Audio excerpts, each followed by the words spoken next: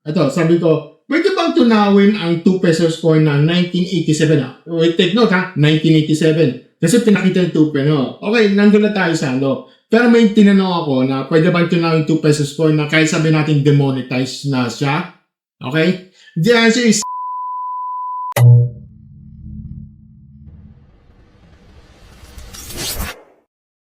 hello mga stories! Welcome back sa isa naman random reaction podcast dun sa ating channel Mark Stories. Ako lang si Martin, no? At ngayon for today's video, no? At tatalakayin natin itong nasa na to? Okay. So, talakayin natin itong issue na to kay Japan-based Pinoy vlogger. Walang iba kundi si Mika-san. Matapos siyang ma-call out online dahil sa video niya kung saan ginawang singsing ang Philippine 5 peso coin ng isang shop sa Osaka, Japan. So, diretsahan tayo agad, no? Hindi ito simpleng travel experience, okay? Hindi ito simpleng travel experience lang. Kung ang ginamit mong material ay perang Pilipino na, take note, legal tender pa. Ibig sabihin, may visa pa ang coin na yon, okay? At bago na lahat, ang disclaimer lang mga stories, no? Commentary po ito. Hindi ito legal advice, okay? Base ito sa ulat, okay? At saka sa mismong video transcript at saka sa public reaction. So, simulan na natin mga stories. Ito na. Mga stories, ito na yung, galing ito sa Radar, sa Radar EPH. Si Mika-san ay binatikos matapos niyang mag-upload ng isang video ng pagpunta niya sa isang ring studio sa Osaka, Japan. Ang shop na yun ay gumagawa ng mga custom rings na gamit ng iba't ibang coins mula sa iba't ibang bansa. Okay, kasama raw sa choices ng Philippine coins, no? Mula sa mga demonetized na barya hanggang sa naging legal tender pa. At dito na pumasok ang issue dito. Dahil sa video, no, isang Philippine 5 peso coin ang ginamit ng ginawang singsing. Ngayon, ayon din sa ulat, no, kailangan ng Presidential Decree number blah blah blah, ito, bawal ang willful defacement, mutilation, tearing, burning, or destruction of Philippine banknotes at coins ay parusa, pwedeng multa, at pwedeng makulong. Okay? Ito yung legal nuance, masters. Ito yung legal nuance. Dahil nangyari raw sa ang actual processing sa Japan, no, hindi automatic na ibig sabihin makakasuhan agad siya sa ilalim ng batas ng Pilipinas. Ibig sabihin, may usapan ng jurisdiction dyan. So, pero para malinaw, no, hindi porket complicated ang legal liability ay automatic tama na ang ginawa. Okay? Magkaiba ang hindi automatic ang kaso sa wala ng problema. Okay? At nang na-call out siya at naging sagot niya para yung follow-up comment na ito, daming expert sa batas bigla, di ba?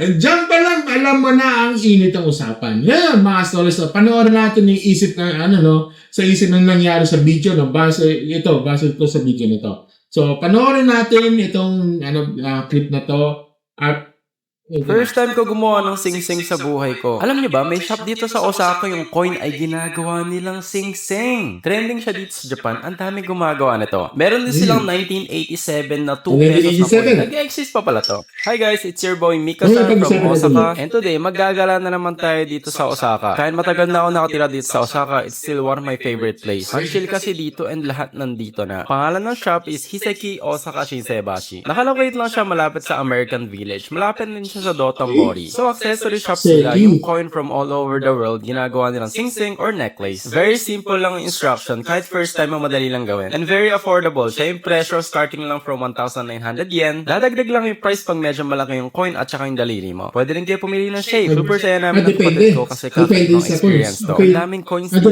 sa iba't ibang bansa. Meron dito Hong Kong. Ito, di ko sure kung anong bansa to. Nagulat ako, sobrang dami tao ngayon. Nagulat ako may 5 pesos dito. Ang mga coins sila ay Japan, Korea, Korea, merong Ukraine, Taiwan, Thailand, Hong Kong again, Pilipinas, Singapore, Indonesia, Malaysia, Israel, Saudi Arabia, Arab, Africa, India, Egypt. Meron din sila mga necklace coin. Meron din silang Switzerland, Italy, Romania, ang dami nilang coins. Spain, France, Austria, Okay, ang dami UK. ng Meron coins din ako dito, nakita ng mga Philippine coin stories, na no? never ko pa nakita sa buhay ko. 2 Ayan, pesos na pinapakita coin. yung, Nakita na ba kayo ng 2 ganito? pesos coin. After nyo mamili Ayan, ng coins, pinalo. susukatin So, na yung pinili coin kung niya yung kasya ba 5 sa pesos daliri mo. coin. Pag may napili ka na, Okay, ipaprocess so- na nila. Mamaya itong 5 pesos susot ka na to. Walang time limit yun sa pagpili ng coin. You can take your time. Pero yung process usually mga 10 to 15 minutes lang inaabot. Etong machine na to is binubutas na nila yung gitna ng coin. Ayan, Yung below nakita is mo, singsing, yung binutas maliit is talaga yung magiging ano, kwintas. yung Ayan, coin na papakita yun, sa inyo isa-isa yung binutas process. na. Next one naman Ayan, is sinashape na nila binutas, para magkasya ayan. na yung finger. Yan, nagmumukha na siyang Ayan, singsing. pinapalo, Ililinis para hindi kinikiskis, kumapit yung dumi. ayan. Talagang takes time sila sa Ayan. paggawa ng singsing. After mga Ayan, 15 minutes pinalis. lang, pwede Ayan. nyo na silang suotin. O diba, 5 yung coin pesos mo to. kanina, pwede mo nang gawing singsing. Hindi ko lang sure kung magagamit pa ito Ayan pang na nga. bayad. Charot. Ayan, By the way, meron na meron din siyang silang ano. branch sa Ayan, may Harajuku. pangalan Whether na, nasa Tokyo ka okay. or Osaka, pwede Ayan. ka magpagawa ng singsing. Finally, pinapili ako kung gusto ko pakintabin yung singsing pa. Wala na siyang extra bayad, kaya pinakintab ko na. It's a very unique experience. O umili ka ng coin ng isang bansa tapos gagawin nilang singsing. So, okay, so, ano na lang tayo, stop natin ito. Ayaw, talaga para sa akin, dyan na natapos sa mga isang basic na debate dito, no? Hindi ito hypothetical, okay? Hindi ito baka naman prop lang, no? Baka prop lang yan. Hindi ito simpleng display, yung display ko nang walang ginawa. Kitang-kita sa proseso, no, na binutasan na talaga yung, inalter yung 5 peso coin na para maging singsing. So, nakita naman yan sa video, no, at may actual na, mutilation, ang defacement yung nangyari sa harap ng camera, okay? Yan ang dahilan kung bakit maraming na-offend at napareact dito, okay? So ngayon mga stories, ito yung ang opinion ko dito, no. Una, kung legal tender pa ang ginamit na coin, no. Well, bad move talaga yon. Simple lang, no, kung gusto mo ng unique souvenir, bakit ka pipili ng Philippine peso coin na nasa space, na circulation pa. Napakaraming pwedeng alternatives Foreign token, replica, blank metal, souvenir coin, o ibang materyales na walang legal at symbolic issue, no? Pero yung pinili mo, tunay na barya ng Pilipinas, no?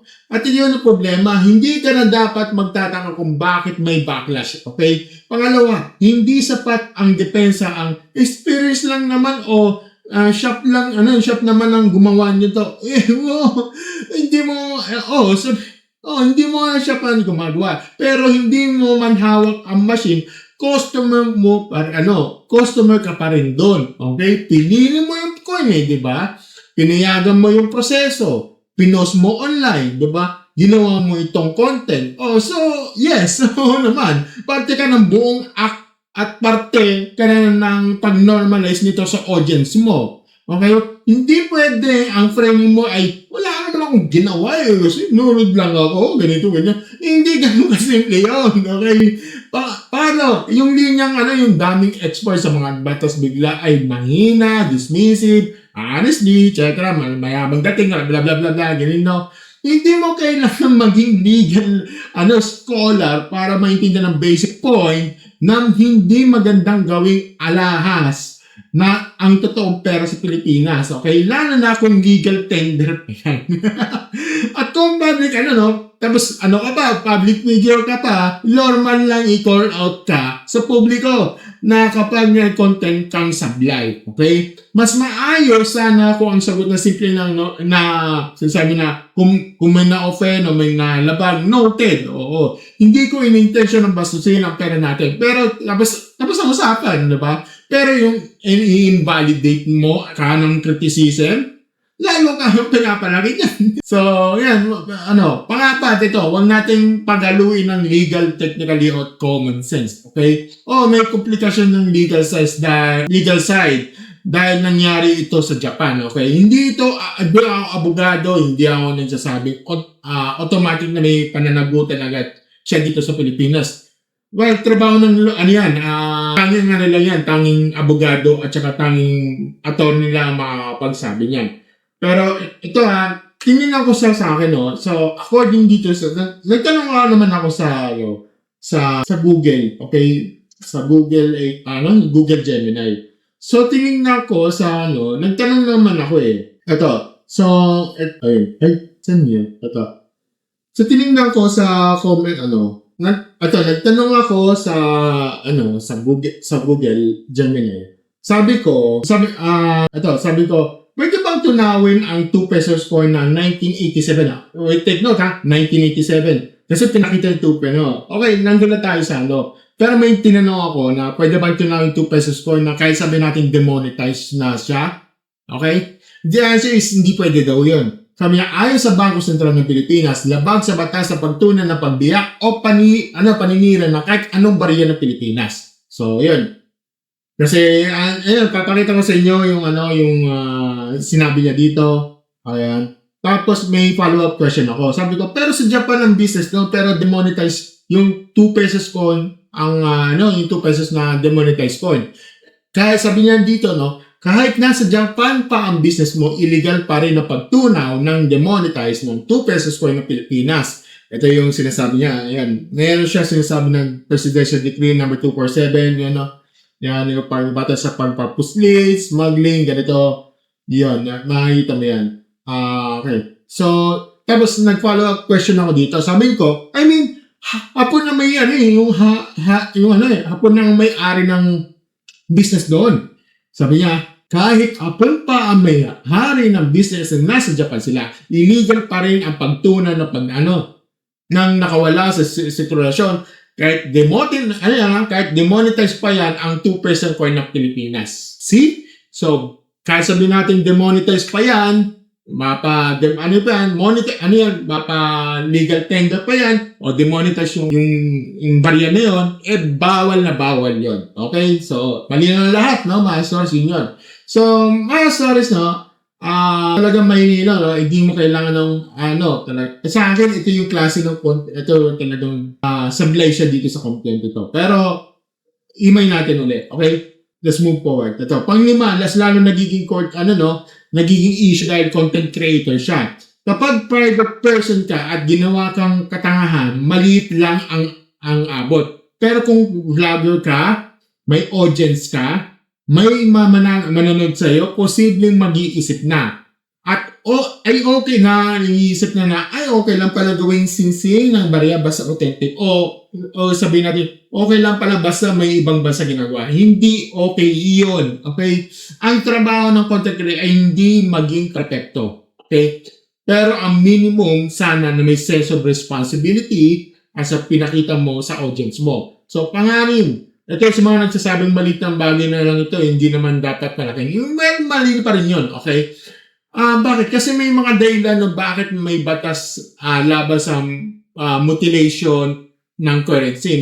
Hindi lang dahil sa halaga ng 5 piso. Ang punto dyan is circulation, state authority at respeto sa official currency ng bansa. At ang pera, hindi lang metal ang pwede mong gawing accessories kapag trip mo, okay? Simbolo rin yan ng ekonomiya ng bansa mo. Okay? Kaya nga may mga paalala ng BSP dyan, yung Bangko Sentral ng Pilipinas, tungkol sa tamang paghawak at paggalang ng pera. Okay? Pampito, kung talagang gusto mong iwas gulo, may napakasimpleng solusyon dyan. Huwag kang gumamit ng Philippine peso coin. Yun lang yun. Okay? Hindi mo kailangan ng mahabang legal memo para maintindihan yon. Common sense lang, okay? Lalo na kung alam mong Pilipino ang audience mo, alam mong sensitibo ang mga tao pagdating sa pambansang simbolo ng pera.